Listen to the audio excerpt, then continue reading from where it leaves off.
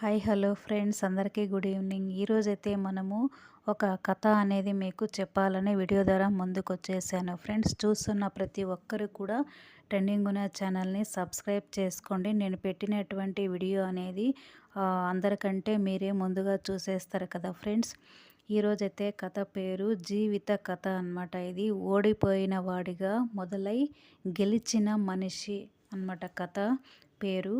ఒక చిన్న ఊరిలో సూర్య అనే ఒక సాధారణ అబ్బాయి ఉండేవాడు. అతనికి డబ్బు లేదు, పరిచయాలు లేవు, అదృష్టం కూడా పెద్దగా కలిసి రాలేదు.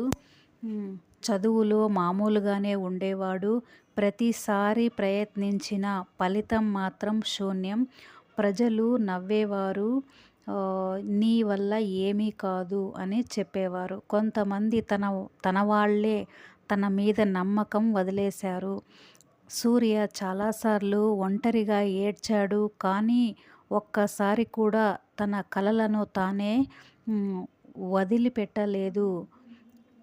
అతనికి ఎప్పుడు కష్టకాలం అనేది జరుగుతూ ఉండి ప్రతి ఒక్క రోజు కష్టాల రోజే అతనికి రోజు రోజు కష్టం అనేది అతని లైఫ్లో వస్తూనే ఉంది.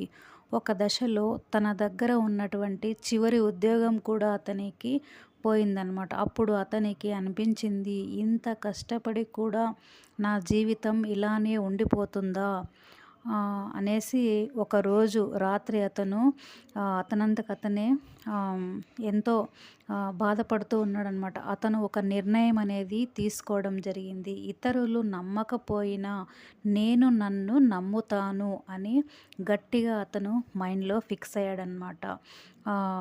మార్పు అనేది అతనిలో మొదలయ్యింది. ప్రతిరోజు ఉదయము ఒక గంట ముందే లేచేవాడు. చిన్న చిన్న విషయాలు నేర్చుకున్నాడు, తప్పులు చేశాడు, మళ్ళీ లేచాడు. ఫలితం వెంటనే రాలేదు, కానీ నమ్మకం మాత్రం పెరిగింది. ఒకరోజు అతని చిన్న ప్రయత్నానికి చిన్న విజయం అనేది దొరికిందన్నమాట.